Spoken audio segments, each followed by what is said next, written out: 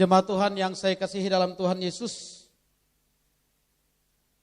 mari kita belajar bersama untuk firman Tuhan yang saya pilih satu ayat saja hari ini dari Injil Yohanes pasal 14 ayat yang ke-18.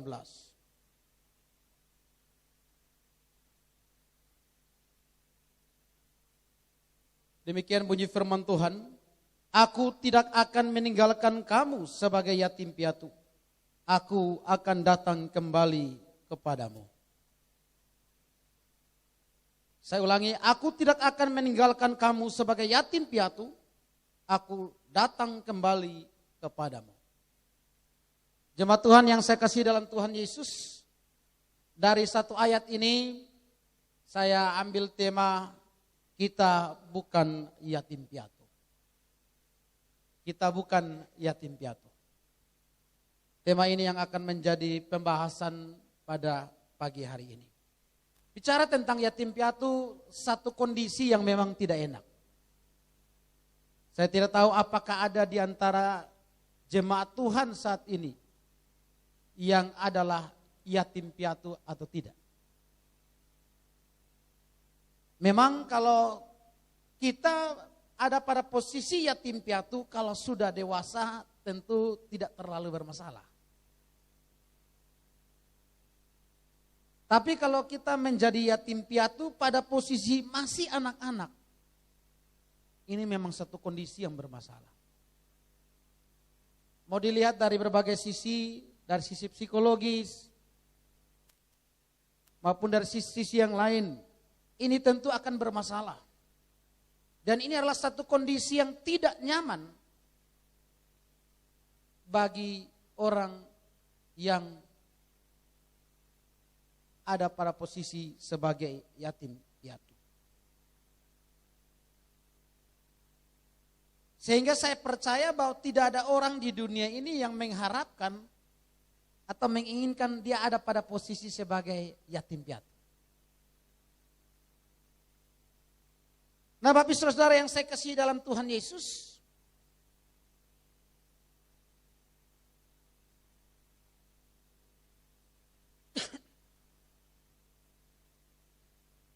dalam kekristenan ini ada dua peristiwa besar, itu yang saya tahu ya, yang terjadi pada hari Minggu. Peristiwa besar pertama yaitu peristiwa kebangkitan Yesus Kristus. Terjadi hari Minggu. Peristiwa besar yang kedua adalah peristiwa pencurahan Roh Kudus atau Pentakosta. Terjadi pada hari Minggu. Dan oleh karena itu maka pada hari Minggu kita beribadah. Dan seharusnya setiap hari Minggu di mana kita beribadah, kita harus selalu mengingat pada mana Kristus yang sudah bangkit dan mengalahkan dosa dan maut. Maupun kita harus selalu beringat akan berdirinya gereja Tuhan dan turunnya Roh Kudus. Itu harusnya demikian.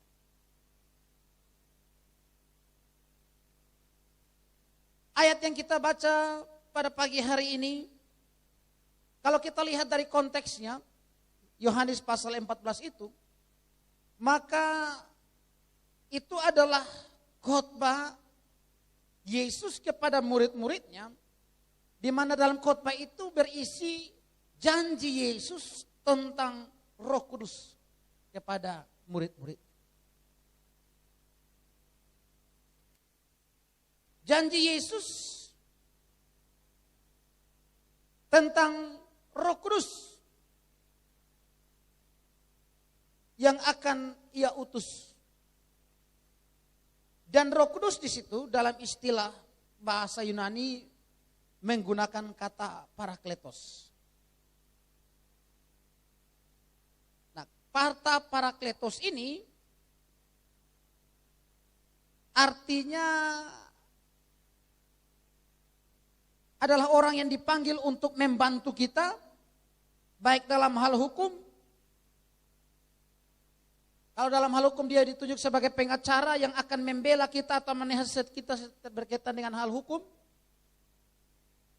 Dan dalam hal sehari-hari di mana dia adalah penasihat, penghibur atau penolong kita. Itu fungsi dari Parakletos. Jadi dengan kata lain, konteks Yohanes 14, Yesus berbicara tentang dia akan mengutus Roh Kudus yang akan membela, menjadi pengacara bagi murid-muridnya, yang akan menasehati, menghibur, dan menolong murid-muridnya dalam perjalanan kehidupan selanjutnya sebagai orang-orang percaya.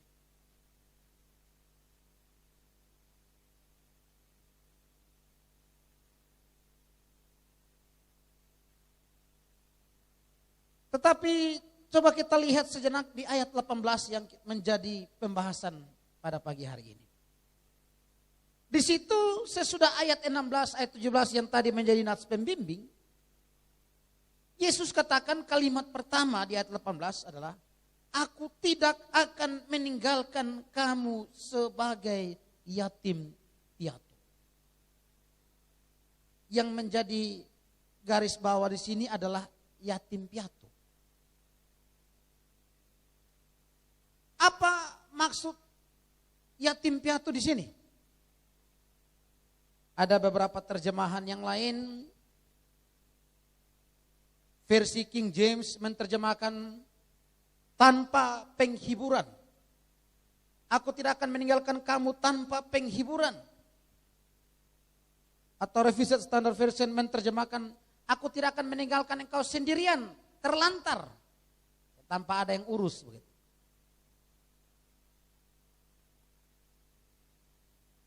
Atau NIV sama dengan Lembaga Alkitab Indonesia menerjemahkan yatim piatu. Jadi kondisi yatim piatu di sini dari beberapa versi terjemahan dipahami adalah kondisi tanpa penghiburan, kondisi yang sendirian, terlantar. Istilah yatim piatu itu sendiri dari bahasa Yunani yaitu orpanos. Ya, orpanos yang secara harafiah memiliki dua arti. Yang pertama tanpa orang tua. Dan yang kedua tanpa sahabat atau teman atau penolong. Jadi orpanos ini berarti orang yang tidak memiliki orang tua. Ya, orang tuanya sudah tiada. Tetapi juga orang yang tidak memiliki teman atau sahabat atau penolong. Nah sekarang timbul pertanyaan bagi kita.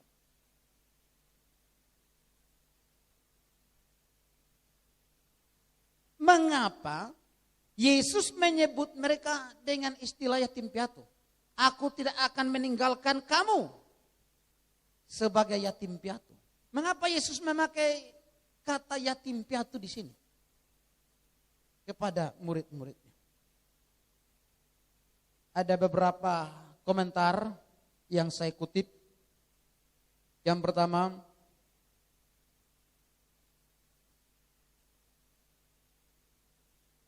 dikatakan di situ Tuhan kita menganggap mereka sebagai anak-anak kecil yang membutuhkan pertama pimpinan, yang kedua dukungan, dan yang ketiga penghiburan.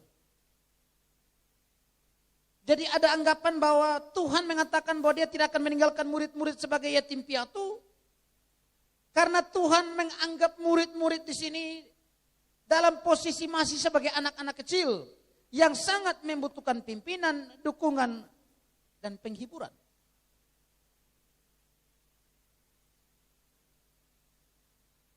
Pandangan yang berikut dari William Barclay, dia katakan begini. Kata yang ia gunakan adalah orpanos. Itu berarti tanpa ayah. Tetapi itu juga digunakan tentang murid-murid dan pelajar-pelajar yang kehilangan kehadiran dan pengajaran dari guru yang dicintai. Dengan kata lain, William Barclay mau katakan bahwa Tuhan tidak mau meninggalkan murid-murid tanpa ada seorang yang mengajar dan menuntun hidup mereka.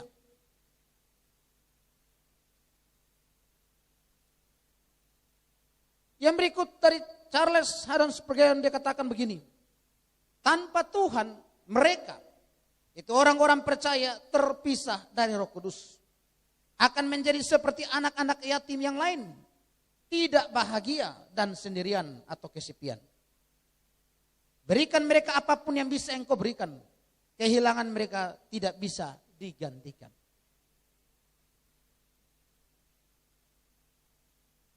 Hal yang berikut lagi dari Calvin katakan teks ini menunjukkan apa itu manusia dan apa yang dapat mereka lakukan jika mereka kehilangan perlindungan roh. Mereka adalah anak yatim, terbuka terhadap segala jenis penipuan dan ketidakadilan. Tidak mampu menguasai diri mereka sendiri, dan singkatnya tidak mampu melakukan apapun dari diri mereka sendiri. Jadi Calvin mau mengatakan begini, Tuhan tahu bahwa murid-murid tanpa Parakletos tidak bisa berbuat apapun. Karena itu Tuhan tidak mau murid-murid ditinggalkan dalam kondisi yang seperti itu. Sehingga Tuhan menjanjikan mengutus yang namanya Parakletos atau Roh Kudus.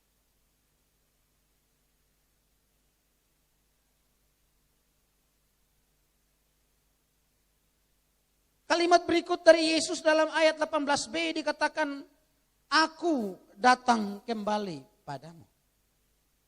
Jadi kalimat yang pertama Yesus katakan, aku tidak akan meninggalkan kamu sebagai yatim piatu, yaitu sendirian tanpa ada yang mengajar, tanpa ada penghiburan, dukungan, pimpinan, tanpa ada yang menolong. Maka sebagai penegasan atas pernyataan dia pada kalimat pertama itu, dia lanjutkan dengan pernyataan selanjutnya, aku akan datang kembali kepadamu.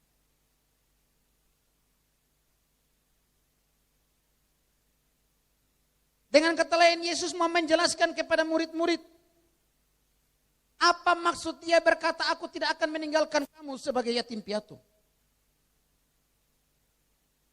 Yaitu dengan berkata bahwa dia akan datang kembali kepada murid-muridnya. Pertanyaannya sekarang adalah, apa arti kata-kata Yesus ini? Aku akan datang kembali. Ada 3 pandangan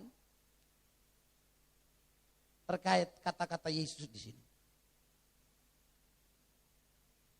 Pandangan yang pertama mengatakan bahwa kata-kata Yesus bahwa aku akan datang kembali, ini merujuk pada kedatangan Yesus yang kedua kali.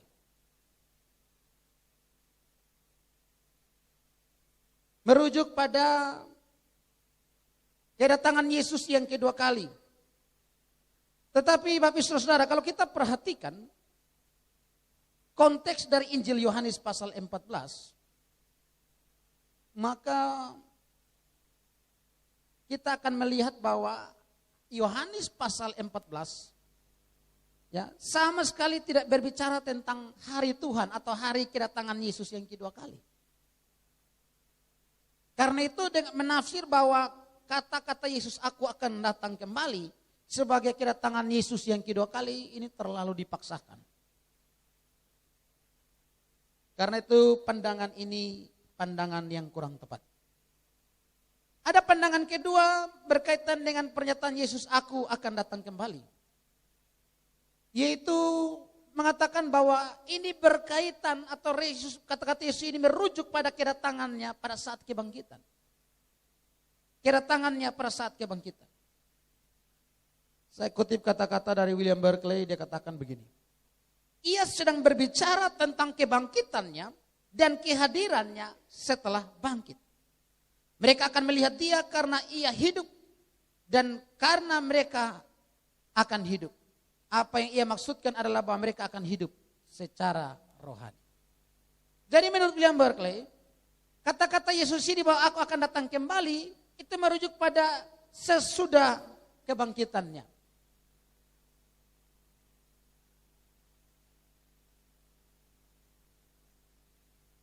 Tetapi Bapak Saudara, kita perlu cermati kata-kata Yesus di situ. Kita lihat secara utuh Yohanes pasal 14 ayat 18. Yesus katakan, aku tidak akan meninggalkan kamu sebagai yatim piatu. Aku akan datang kembali. Dengan kata lain, kalimat Yesus tersebut memiliki dua makna. Makna yang pertama, Yesus akan meninggalkan mereka. Yesus akan tidak bersama-sama dengan mereka.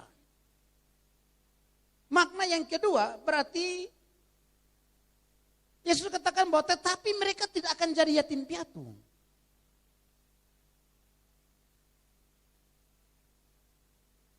Jadi kalau kita buat sebuah gambaran berdasarkan kesimpulan dari William Barclay ini, Yesus waktu itu ada bersama mereka. Kemudian Yesus mati, jadinya tidak bersama mereka. Kemudian Yesus bangkit, maka ada lagi bersama-sama mereka. Dan kemudian Yesus naik ke sorga, tidak bersama mereka. Artinya apa? Artinya kalau Yesus katakan aku tidak akan meninggalkan kamu sebagai yatim piatu, dan ini merujuk pada kebangkitan Yesus, maka akan muncul kerancuan di situ. Karena sesudah bangkit, nanti Yesus naik ke surga. Maka kalau hanya tidak menjadi yatim piatu pada posisi berkaitan dengan selama 3 hari kematian dan hari ketiga dia bangkit, maka bagaimana dengan sesudah Yesus naik ke surga?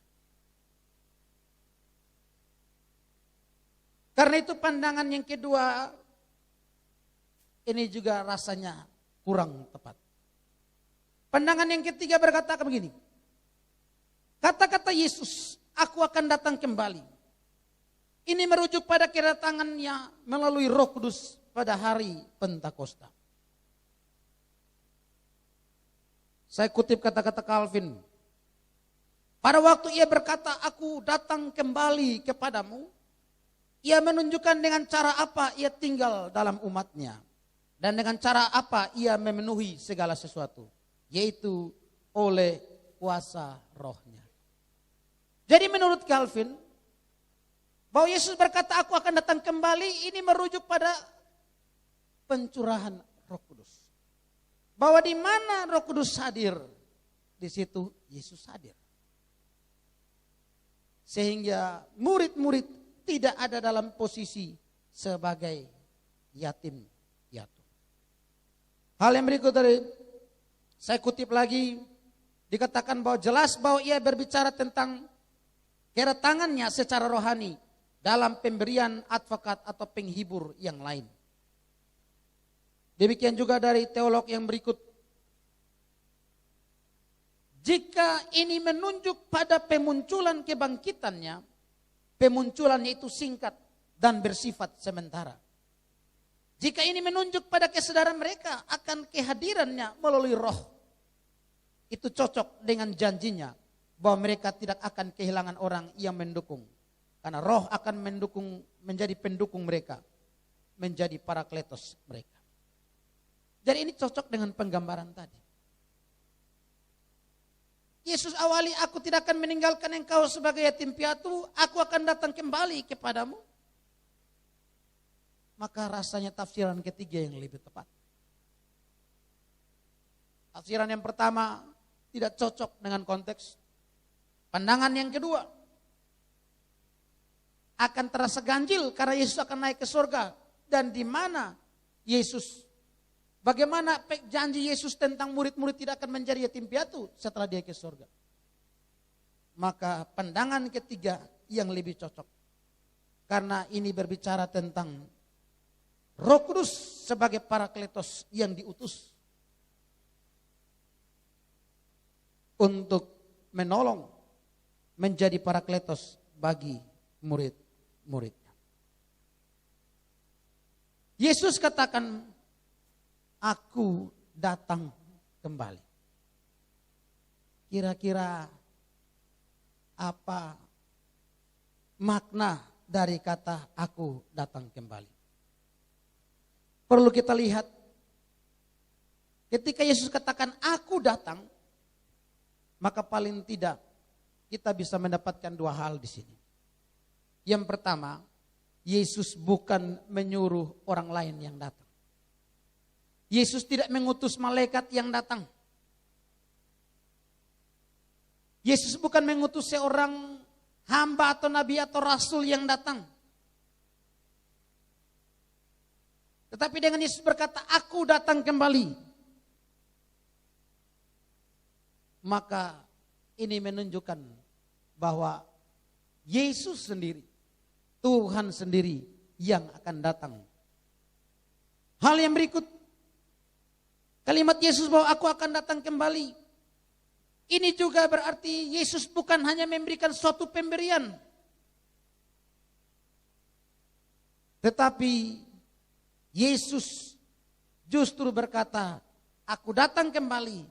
Ini berarti dia sendiri, Allah sendiri yang datang. Dan bukan Allah hanya sekedar memberikan sebuah pemberian. Dan ini berarti Yesus ada bersama kita. Yesus ada bersama murid-murid. Karena itulah Yesus berkata di bagian awal, aku tidak akan meninggalkan kamu sebagai yatim piatu.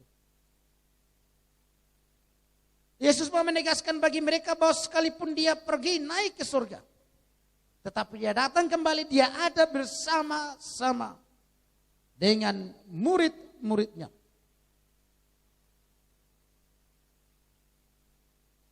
Dia hadir di dalam dan melalui Roh Kudus.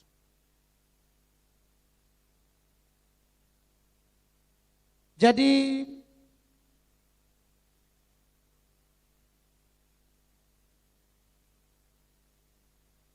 kita memang melihat bahwa kita harus akui bahwa Allah Bapa, Allah Anak, Allah Roh Kudus itu 3 pribadi yang berbeda. Jadi kalau kita salah pahami kalimat ini seolah-olah Roh Kudus sama dengan Yesus. Tentu bukan. Bapa adalah Bapa, Anak adalah Anak, Roh Kudus adalah Roh Kudus. Tetapi satu hal yang pasti bahwa bukan 3 Allah, 1 Allah. 3 pribadi. Jadi ketiga pribadi ini memiliki satu kesatuan, satu hakikat. Dan karena hakikatnya satu, maka pada waktu dikatakan Roh Kudus turun atau dicurahkan, pada waktu dikatakan Roh Kudus datang, maka bisa juga dikatakan Yesus datang.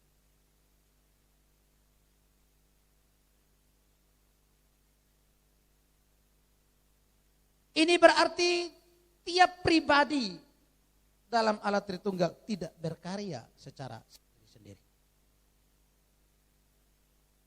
Yesus menyampaikan kepada murid-murid bahwa yang datang adalah Allah sendiri, bukan yang lain. Jemaat Tuhan yang saya kasihi dalam Tuhan Yesus, kata-kata Yesus ini sangat perlu pada konteks itu. Mengapa? Karena seperti saya katakan di awal tadi, kondisi yatim piatu adalah satu kondisi yang tidak menyenangkan. Bahkan bukan hanya sekedar tidak menyenangkan, tapi menyulitkan. Dan karena itu Yesus katakan, aku tidak akan meninggalkan kamu sebagai yatim piatu. Tetapi aku akan datang kembali. Setelah kita paham bahwa pernyataan Yesus ini merujuk pada pencurahan Roh Kudus, bahwa Yesus hadir kembali di tengah-tengah muridnya dan orang-orang percaya melalui dan di dalam Roh Kudus, maka sekarang kita perhatikan ada satu kata bagian akhir dari ayat 18. Dikatakan di situ, aku akan datang kembali, tapi ditegaskan kepadamu.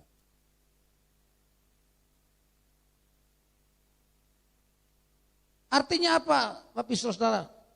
Artinya di sini, ketika Yesus menjanjikan bahwa ia tidak akan meninggalkan mereka sebagai yatim piatu, maka janji ini adalah satu janji yang bersifat khusus. Bukan satu janji yang bersifat umum kepada semua manusia. Oleh karena itu ketika dia katakan aku akan datang kembali kepadamu, maka janji itu akan direalisasikan juga hanya kepada orang-orang khusus. Bukan kepada semua manusia di seluruh dunia. Siapakah orang-orang khusus itu? Yaitu murid-murid atau orang-orang percaya. Dengan kata lain orang-orang yang tidak percaya, tidak turut menerima janji ini. Yaitu menerima parakletos. Menerima penolong, penghibur, pembela. Bagaimana dengan Yudas? Karena konteks Injil Yohanes pasal 14 ini Yesus lagi berbicara dengan murid-murid. Yudas tidak turut menerima janji ini. Yudas tidak termasuk dalam orang yang sungguh-sungguh percaya kepada Yesus. Dan karena itu Yudas tidak turut menerima janji tentang Roh Kudus. Dan ini dibuktikan karena pada pasal 13 ayat 27 sampai ayat yang ayat yang ke-30 dikatakan di situ. Dan sesudah Yudas menerima roti itu, ia kerasukan iblis. Maka Yesus berkata kepadanya, apa yang hendak kau perbuat, perbuatlah dengan segera. Tetapi tidak ada seorang pun dari antara kamu yang duduk makan itu mengerti apa maksud Yesus mengatakan itu kepada Yudas. Karena Yudas memegang kas, ada yang menyangka bahwa Yudas menyuruh dia membeli apa yang perlu untuk perayaan itu. Atau memberi apa-apa kepada orang-orang miskin. Ayat 30. Yudas menerima roti itu, lalu segera pergi. Pada waktu itu hari sudah malam. Jadi Yudas sudah meninggalkan Yesus dan murid-murid yang lain. Dan kemudian di pasal 14, Yesus berbicara kepada murid-murid yang tinggal bersama dia itu. Dan Yesus menjanjikan parakletos itu bagi mereka.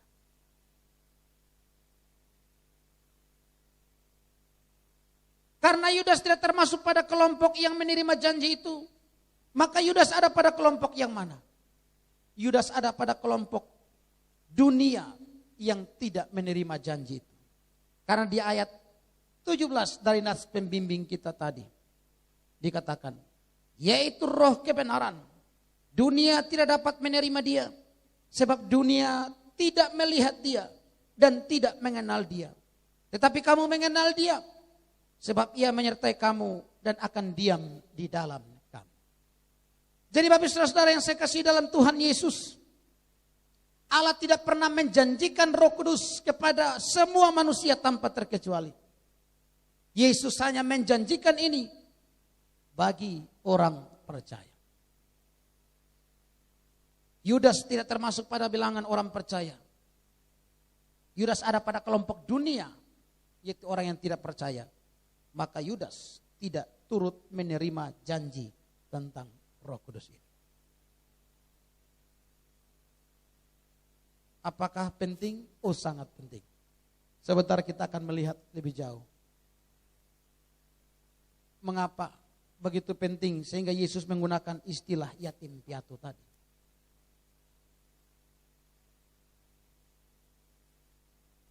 Bapak saudara-saudara yang saya kasih dalam Tuhan Yesus. Nah, kalau Yudas tidak turut menerima janji itu, maka sekarang pertanyaannya bagi kita adalah,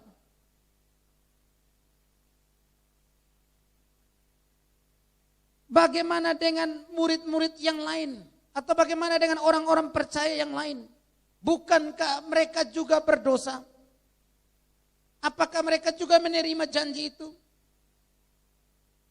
Menariknya adalah janji Yesus tentang Roh Kudus ini diterima juga oleh yang pertama Petrus. Padahal kita tahu bahwa beberapa waktu kemudian sesudah Yesus menyampaikan itu, Petrus akan menyangkal Yesus 3 kali. Tetapi Petrus orang yang turut menerima janji itu. Yang kedua Thomas, yang nanti pada waktu kemudian sesudah peristiwa kebangkitan Yesus, dia meragukan kebangkitan Yesus itu. Tetapi ternyata Thomas yang ragu itu turut menerima janji tentang Roh Kudus. Dan juga semua murid yang lain, yang kalau kita ikuti sampai penyaliban Yesus, mereka adalah orang-orang yang juga pada saat mulai dari Taman Getsemani sampai penyaliban. Mereka orang-orang yang lari meninggalkan Yesus. Mereka-mereka ini turut menerima janji tentang Parakletos atau Roh Kudus itu. Pertanyaannya bagaimana sehingga mereka tetap bisa menerima janji itu? Bukankah Petrus menyangkal Yesus, Thomas meragukan, dan murid-murid lain meninggalkan Yesus? Ini berarti suatu dosa. Bapak ibu saudara yang saya kasihi dalam Tuhan Yesus. Betul, itu merupakan suatu dosa. Tetapi mengapa mereka tetap menerima janji ini? Karena ada janji Tuhan yang Tuhan ucapkan di dalam 2 Timotius pasal 2 ayat 13. Jika kita tidak setia, dia tetap setia karena dia tidak dapat menyangkal dirinya. Ayat ini tidak memberikan legitimasi bagi kita untuk kemudian kita boleh sebebas-bebasnya buat dosa. Karena kalau kita tidak setia, Allah tetap setia. Bukan. Ayat ini bukan merekomendasikan bagi kita untuk sebebas-bebasnya, seenaknya bebas buat dosa. Karena kita lihat bahwa ayat ini memberikan satu jaminan bahwa tatkala kita tidak setia, Tuhan tetap setia. Tidak seperti itu. Tetapi ayat ini mau menyampaikan kepada kita bahwa sebagai orang percaya siapapun dia, dari tingkat nabi atau rasul sampai jemaat biasa pun, siapapun dia bisa jatuh di dalam dosa. Tidak ada orang yang kebal dengan dosa. Tetapi bahwa siapapun orang percaya yang bisa jatuh di dalam dosa, ayat ini memberikan satu jaminan bagi kita bahwa Tuhan tetap setia. Sehingga janjinya itu akan tetap berlaku bagi kita. Jadi jangan jadikan ayat ini supaya pulang, oh kalau begitu boleh, bebas, seenaknya saja. Dan karena itu saudara, janji Tuhan bagi murid-murid ini, janji bahwa dia tidak akan meninggalkan kita sebagai yatim piatu. Janji bahwa dia akan mengutus Roh Kudus. Bahkan sekalipun sebagai orang percaya, kita bisa berdosa. Janji ini tetap berlaku bagi kita saat ini.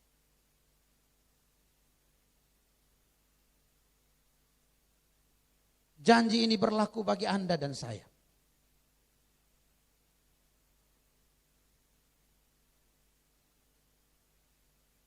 Karena itu,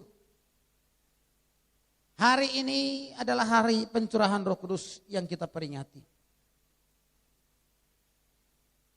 Ini menandai bahwa janji Yesus yang tidak akan meninggalkan kita sebagai yatim piatu sudah direalisasikan.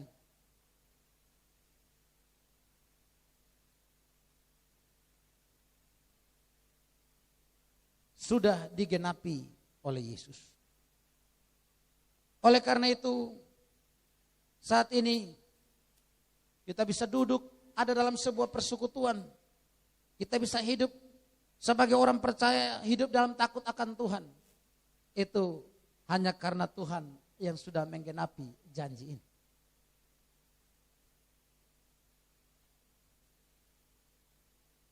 Sebab tentu kalau bukan pekerjaan Roh Kudus, tidak ada satu orang pun yang bisa bertobat mengaku Yesus adalah Tuhan. Kalau bukan karena pekerjaan Roh Kudus, tidak ada satu orang pun yang bisa melayani Tuhan. Kalau bukan karena pekerjaan Roh Kudus, maka tentu kita semua dalam menghadapi berbagai pergumulan, cobaan hidup, kita semua sudah jatuh dan gagal. Tetapi kalau hari ini kita ada seperti ini, itu salah satu bukti bahwa karena Roh Kudus yang sudah dicurahkan, sudah diutus itu, yang ada berdiam dalam kita dan menyertai kita selama-lamanya itu, yang memampukan kita ada di sini, percaya pada Tuhan, dan boleh melayani Tuhan. Jadi sekali lagi saya tegaskan bahwa janji Tuhan ini berlaku bagi kita, bagi Anda dan saya pada hari ini. Tuhan berkata, aku tidak akan meninggalkan engkau sebagai yatim piatu, tetapi aku akan datang kembali. Dalam arti apakah kehadiran Roh Kudus membuat kita tidak seperti yatim piatu? Karena tadi yatim piatu kondisi tanpa ada yang menopang, memelihara, ada yang membela, melindungi. Maka sekarang pertanyaannya adalah dalam arti seperti apakah kehadiran Roh Kudus membuat kita tidak seperti yatim piatu? Bapak saudara-saudara, kehadiran Roh Kudus yang membuat kita tidak seperti yatim piatu yang pertama adalah dengan kehadirannya Roh Kudus menjadi pengacara atau pembela kita. Seorang anak tanpa orang tua ketika ada hal apapun daripada dia tidak ada yang bela dia. Biasanya yang punya anak tahu bagaimana kalau ada apa-apa dengan anak kita orang tua selalu bela. Bahkan kadang-kadang biar anak salah pun kita anggap dia benar. Karena kita sayang anak. Jadi kehadiran Roh Kudus yang membuat kita tidak seperti yatim piatu, yang pertama adalah karena Roh Kudus menjadi pengacara atau pembela kita. Roh Kudus menjadi pengacara atau pembela bagi kita terhadap dunia, yaitu pada saat kita diejek, kita diserang, kita dianiaya dan sebagainya. Roh Kudus memberikan kata-kata atau hikmat kepada kita untuk mampu melakukan pembelaan diri terhadap serangan dari luar.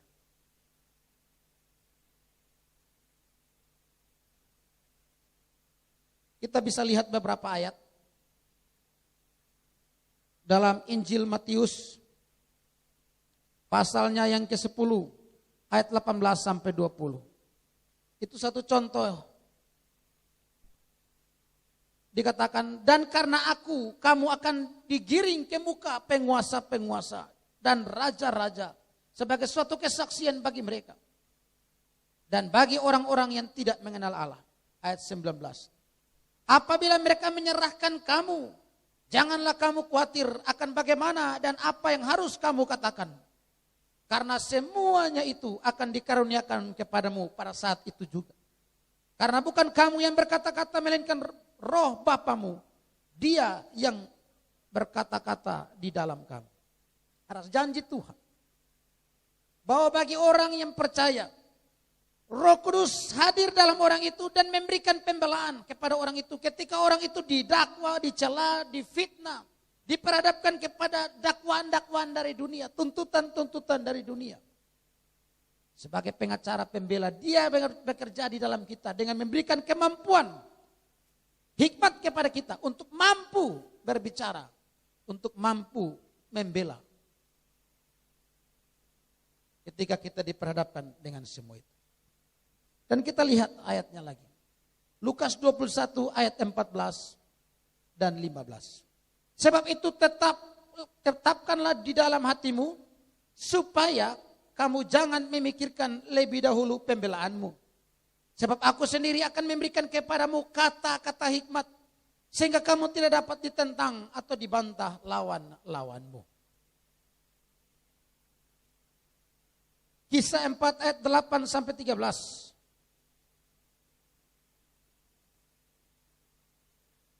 Maka jawab Petrus penuh dengan Roh Kudus.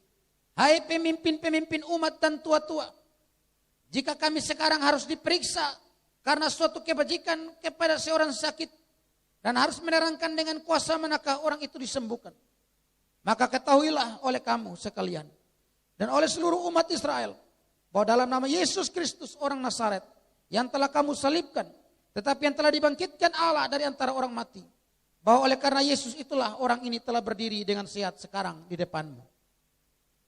Yesus adalah batu yang dibuang oleh tukang-tukang bangunan, yaitu kamu sendiri. Namun ia telah menjadi batu penjuru.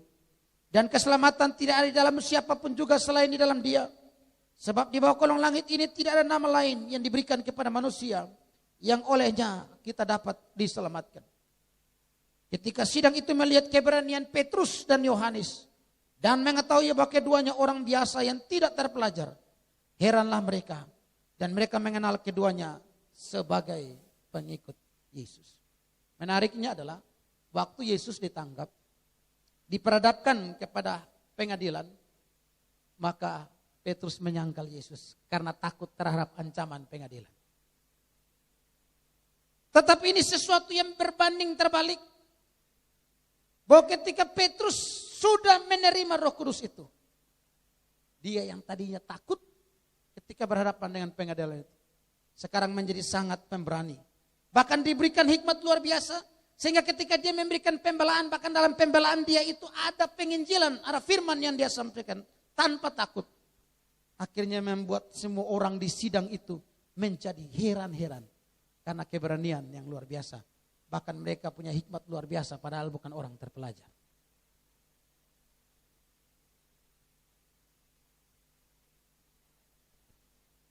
Ayat yang berikut juga bisa kita baca, Kisah 6 ayat 9 sampai 10. Tetapi tampillah beberapa orang dari jemaat Yahudi yang disebut jemaat orang Libertini. Anggota-anggota jemaat itu adalah orang-orang dari Kirene dan dari Alexandria, bersama dengan beberapa orang Yahudi dari Kilikia dan dari Asia. Orang-orang itu bersoal jawab dengan Stefanus, tetapi mereka tidak sanggup melawan hikmatnya dan roh yang mendorong dia berbicara. Begitu banyak orang tidak sanggup melawan hikmat Stefanus dan juga karena Roh Kudus yang mendorong dia untuk berbicara. Jadi ayat-ayat ini membuktikan bagi kita bahwa janji Tuhan berkaitan dengan tidak akan meninggalkan murid-muridnya dan orang percaya sebagai yatim piatu. Itu benar-benar genapi dengan kehadiran Roh Kudus. Bahwa murid-murid tanpa Yesus, tanpa Allah, tidak bisa melakukan pembelaan apapun. Tidak bisa berbuat apapun. Tetapi dengan adanya Roh Kudus, mereka mampu dengan hikmat dan keberanian menyatakan pembelaan, bahkan memberitakan Injil.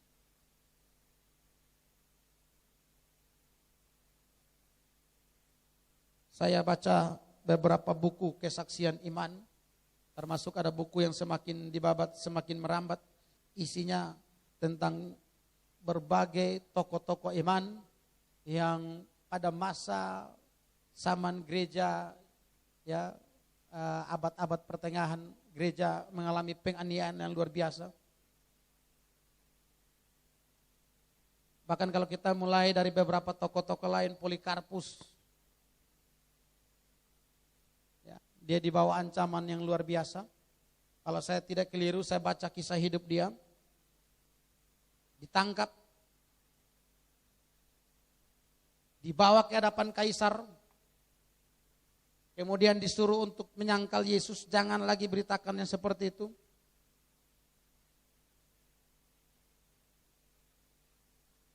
Dia memilih tidak. Pada saat mau dihukum, mau dibakar, dia minta supaya tangannya jangan diikat. Ketika api sudah dinyalakan, dia menyanyikan pujian bagi Tuhan sambil dia berdoa dan terus menyanyi.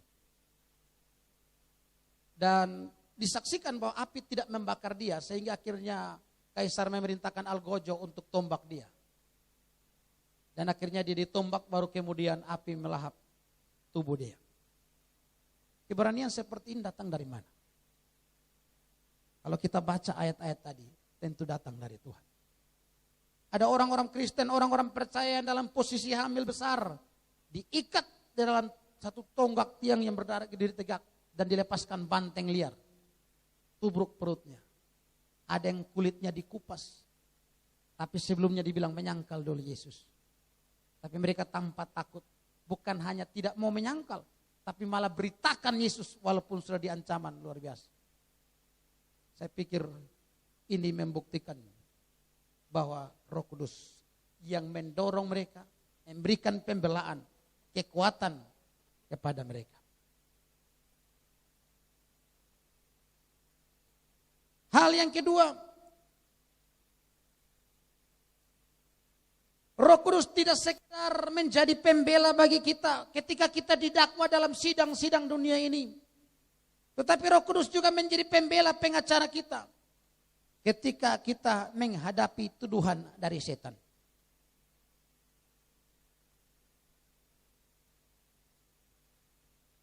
Setan itu suka untuk mendakwa. Dan kalau kita baca di dalam Alkitab, setan mendakwa manusia. Yang pertama itu dengan cara mendakwa manusia di hadapan Allah. Setan berbicara misalnya dalam kasus Ayub. Dia mendakwa Ayub di hadapan Tuhan. Tetapi setan juga mendakwa Allah di hadapan manusia.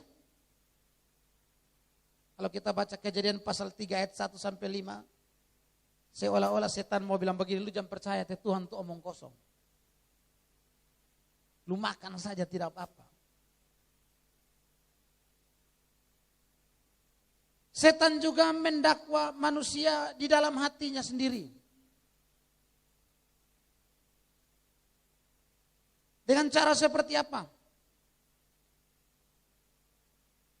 Memang Tuhan juga sering mendakwa orang yang berdosa dalam hatinya.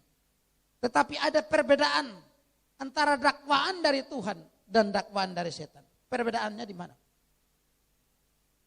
Kalau datang dari Allah, maka ketika kita punya dosa didakwa oleh Allah, maka kita kemudian akan mengaku dosa kita. Dan ketika kita mengaku dosa kita, maka yang ada adalah damai sejahtera. Karena kita tahu, kita yakin, kita sadar bahwa dosa kita sudah diampuni. Dan Tuhan menerima kita.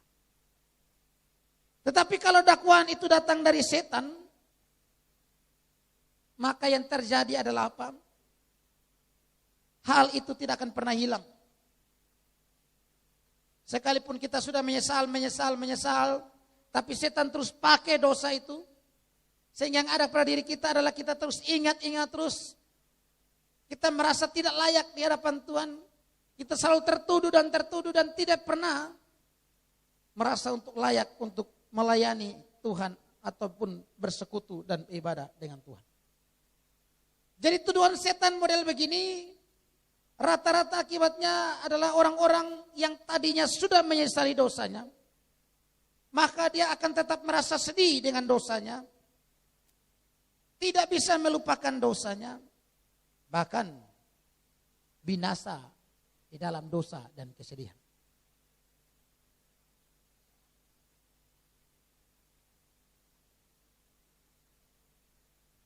Kita bisa baca 2 Korintus pasal 7 ayat 10. Dengan jelas dikatakan di sana, sebab duka cita menurut kehendak Allah menghasilkan pertobatan yang membawa keselamatan dan yang tidak akan disesalkan. Tetapi duka cita yang dari dunia ini menghasilkan kematian. Ada tidak kasus di Alkitab yang cocok dengan ayat ini? Ada. Petrus pernah buat dosa menyangkal Yesus 3 kali. Tapi kemudian Petrus berduka cita atas dosa itu. Dia menangis, dia menyesal. Dan dia kembali. Dan dicatat dalam sejarah gereja, Petrus melayani Tuhan luar biasa sampai mati. Dan beberapa tradisi mencatat, mengisahkan bahwa Petrus mati dengan cara disalibkan terbalik. Tetapi juga ternyata Yudas, setelah dia jual Yesus, kemudian dia sadar dia salah, dia menyesal. Tetapi penyesalannya tidak berujung pada dia berbalik kepada Tuhan. Yang terjadi adalah dia bunuh diri.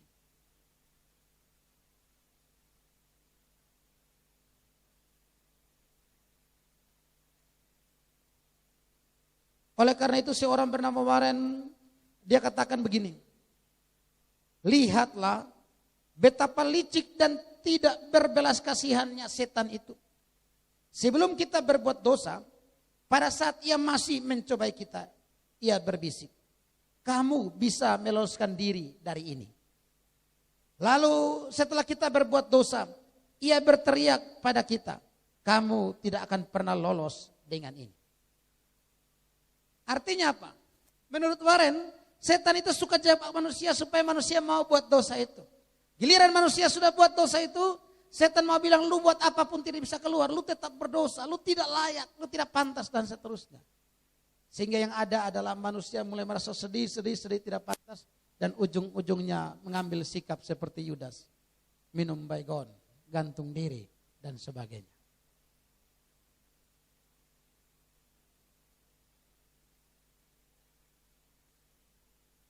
Jadi setan akan mendakwa kita sedemikian rupa sehingga sekalipun kita sudah mengakui dosa kita sudah menyesali dosa kita dengan sungguh-sungguh, tetapi kita tetap terus merasa tidak layak, tetap merasa sangat berdosa. Dan akibatnya ada ibadah tidak mau datang, perjamuan kudus tidak mau ikut, dikasih kepercayaan melayani Tuhan tidak mau melayani Tuhan, karena merasa tidak layak, tidak pantas dan sebagainya tadi. Disinilah kalau kita adalah orang percaya, Roh Kudus akan memberikan pembelaan kepada kita. Bahwa ketika setan mencoba mendakwa kita bahwa engkau tidak layak, Roh Kudus memberikan satu penghiburan kepada kita. Bahwa setiap kita yang sungguh-sungguh mengaku dosa kita, Tuhan itu setia dan adil. Dan Dia mengampuni kita. Sehingga dosa kita yang sudah kita akui itu tidak lagi menjadi satu hal yang menekan kita. Dan membuat kita merasa tidak layak untuk melayani Tuhan.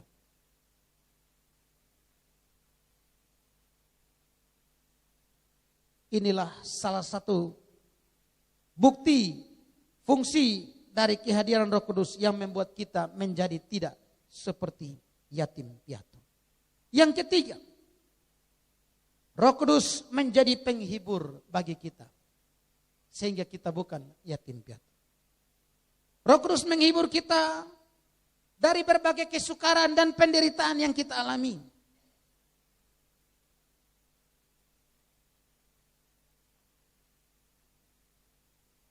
Dan ini berarti bahwa sebagai orang Kristen, Tuhan tidak pernah menjanjikan perjalanan hidup yang tanpa masalah. Sebagai orang Kristen, Tuhan tidak pernah menjanjikan bahwa ketika Anda ikut Yesus, perjalanan Anda akan enak mulus tanpa ada persoalan. Tetapi ada satu janji dari Tuhan, bahwa manakala perjalanan hidupmu penuh dengan tantangan, persoalan, penderitaan, penganiayaan dan sebagainya, Roh Kudus akan memberikan penghiburan kepada. Saya juga yakin kalau semua kita pasti pernah mengalami hal-hal yang seperti itu dalam kasus-kasus yang berbeda. Bahwa kita mengalami pergumulan-pergumulan yang berat, penderitaan dan sebagainya, Roh Kudus memberikan penghiburan. Sehingga walaupun situasi begitu sulit, tetapi kita bisa tetap tegak dan memiliki satu pengharapan. Kalau tanpa Roh Kudus pasti yang ada keputusasaan. Paulus pernah mengalami hal yang ini, seperti ini. Bahkan banyak kali dia mengalami penderitaan, Roh Kudus memberikan penghiburan. Sehingga tidaklah heran kalau Paulus pernah berkata, mengeluarkan satu pernyataan yang luar biasa. Dia berkata, dalam banyak hal kami ditindas, kami dianiaya, kami habis akal. Tapi tidak putus asa. Kalimat Paulus ini yang paling saya sukai. Habis akal, tapi tidak putus asa. Mengapa? Karena rupanya memang akal manusia ini terbatas. Ada saat di mana kita sudah berupaya dengan berbagai cara dengan akal kita, tapi kita mentok dan tidak tahu mau buat apa lagi. Tapi Paulus bilang, tapi kami tidak putus asa. Oleh karena itu, mengapa dia tidak putus asa? Karena ada penghiburan.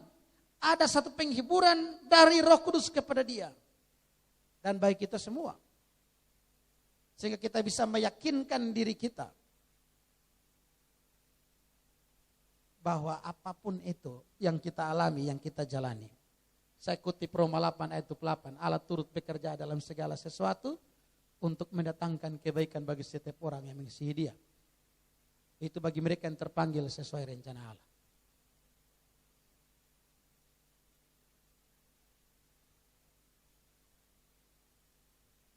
Jadi Roh Kudus memberikan penghiburan bagi kita manakala kita mengalami kesukaran dan penderitaan. Dan ini membuktikan berarti kita bukan yatim piatu. Apa tujuan Roh Kudus memberikan penghiburan ini bagi kita? Tujuan Roh Kudus memberikan penghiburan bagi kita dalam penderitaan pergumulan yang berat adalah supaya kita pun akhirnya yang sudah terhibur ini menjadi penghibur lagi bagi sesama kita yang menderita. Tadi saya senang hari ini Ko Jimmy angkat lagu-lagu yang semua ada latar belakang kisah-kisahnya luar biasa. Artinya apa? Mereka pernah mengalami perjalanan-perjalanan yang hidup yang luar biasa yang menjadi inspirasi mereka susun lagu. Nah sekarang lagu-lagu mereka itu menjadi satu penghiburan lagi bagi kita. Ada orang yang menulis kesaksian, ada orang yang menulis lagu. Dan semua itu menjadi penghiburan lagi bagi orang lain. Jadi tujuan daripada penghiburan Roh Kudus bagi kita adalah supaya kita pun menjadi penghibur bagi sesama kita yang menderita. Jadi Allah tidak menghibur kita supaya kita merasa nyaman sendiri. Tetapi Allah menghibur kita supaya kita menjadi penghibur lagi bagi orang lain. Karena itu kalau sudah dihibur oleh Roh Kudus, lihat orang lain susah jangan bilang biar kok dia jalan sendiri, situ mana terserah.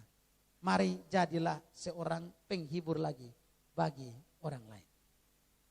Karena kita sudah mengalami penghiburan dari Roh Kudus. Coba kita lihat ayatnya 2 Korintus pasal 1 ayat 3 sampai ayat 6. Terpujilah Allah Bapa Tuhan kita Yesus Kristus. Bapa yang penuh belas kasihan dan Allah sumber segala penghiburan. Yang menghibur kami dalam segala penderitaan kami. Sehingga kami sanggup menghibur mereka yang berada dalam bermacam-macam penderitaan. Dengan penghiburan yang kami terima sendiri dari Allah. Jadi sudah menerima penghiburan dari Allah, sekarang menghibur lagi orang lain. Ya, menghibur lagi orang lain. Dalam Lukas 22 ayat 32b, Yesus berkata kepada Simon Petrus, sebelum dia menyangkal, Yesus bilang begini, dan engkau, jikalau engkau sudah insaf, kuatkanlah saudara-saudara. Bisa jatuh dalam dosa, tapi ingat kalau sudah insaf, kuatkan yang lain. Jadi disitulah cara Roh Kudus bekerja sebagai penghibur bagi kita, sehingga kita tidak menjadi yatim piatu. Dan yang terakhir, kehadiran Roh Kudus yang menjadikan kita tidak seperti yatim piatu adalah Roh Kudus menjadi penolong bagi kita. Penolong dalam hal apa? Dalam setiap perjalanan hidup kita, Dia senantiasa hadir menjadi penolong bagi kita. Ada orang sering berkata begini, lakukanlah apa yang kamu bisa dan Tuhan akan melakukan apa yang kamu tidak bisa. Saya kurang sependapat dengan ini. Karena ini berarti kita memilah sekian persen kau punya kemampuan, sekian persen Tuhan punya kemampuan. Saya pikir yang tepatnya adalah bahwa kalau Tuhan memilih kita untuk sesuatu, dari awal Tuhanlah yang akan memampukan kita untuk sesuatu itu sampai akhir. Sehingga saya tidak akan pernah berkata, saya akan lakukan, saya punya bagian 50%, nanti Tuhan 50 ya, tidak. Tapi saya tahu dan kita harus tahu bahwa berapa persen pun semuanya itu kita bisa melakukannya hanya karena Tuhan. Dan disitulah kehadiran Roh Kudus, Dia menolong kita. Dalam dunia pelayanan, dalam dunia kerja, dalam dunia apapun, Roh Kudus hadir menjadi penolong bagi kita. Yang memampukan kita untuk menjalani perjalanan iman kita. William Barclay dia katakan begini. Orang Yunani menggunakan kata ini, kata parakletos, dengan bermacam-macam cara. Parakletos bisa adalah orang yang dipanggil untuk memberi kesaksian untuk membantu seseorang dalam pengadilan. Ia bisa adalah seorang pengacara yang dipanggil untuk membela perkara seseorang yang ada di bawah tuduhan, yang bisa menyebabkan hukuman yang serius. Ia bisa adalah seorang ahli yang dipanggil untuk memberikan nasihat dalam situasi yang sulit. Ia bisa adalah seorang yang dipanggil pada waktu misalnya suatu kompi atau rombongan tentara sedang tertekan dan putus asa, untuk memberikan keberanian atau semangat yang baru ke dalam pikiran dan hati mereka. Parakletos selalu adalah seorang yang dipanggil untuk menolong pada waktu kesukaran dan kebutuhan. Artinya apa? Entah dia nanti hadir sebagai pengacara kah, penghibur kah, atau sebagai apapun, tetapi kehadirannya dia adalah selalu untuk menolong. Jadi inilah yang membuat kita menjadi bukan seperti yatim piatu. Hari ini hari Pentakosta, kita diingatkan sekali lagi, Yesus sudah naik ke surga. Tetapi sebagai orang percaya, kita tidak sendiri. Yesus tetap ada bersama-sama kita, menyertai kita di dalam dan melalui Roh Kudus. Roh yang senantiasa menghibur, menolong kita, membela kita dari berbagai dakwaan, baik dari dunia ini maupun dari setan. Karena itu, mari kita jalani kehidupan kita sebagai orang percaya dengan penuh ungkapan syukur. Karena sekalipun dunia penuh dengan berbagai tantangan dan masalah, kita ada bukan sebagai yatim piatu. Kita ada sebagai umat pilihan Tuhan, anak-anak Allah yang terus dituntun, dipelihara, dilindungi, ditopang oleh Bapa kita di surga. Amin untuk firman Tuhan, dan mari kita berdoa. Kami bersyukur ya Tuhan buat firman Tuhan ini. Tuhan sudah memberkati kami semua dan kami terhibur oleh firman Tuhan. Ya Tuhan, hamba terbatas dalam mengulas kebenaran ini bagi semua jemaat. Tetapi hamba percaya Roh Kudus akan terus berkarya dan berkarya menyingkapkan kebenaran bagi jemaat Tuhan. Dan biarlah kami pulang dengan satu sukacita, karena kami tidak ditinggalkan Yesus sebagai yatim piatu, tetapi sebagai anak-anak Allah yang terus dipelihara, dilindungi, ditopang, dihibur, ditolong oleh Yesus melalui Roh Kudus. Terima kasih ya Tuhan, dan biarlah segala pujian, hormat, kemuliaan kami naikkan kepada Tuhan saja. Amin.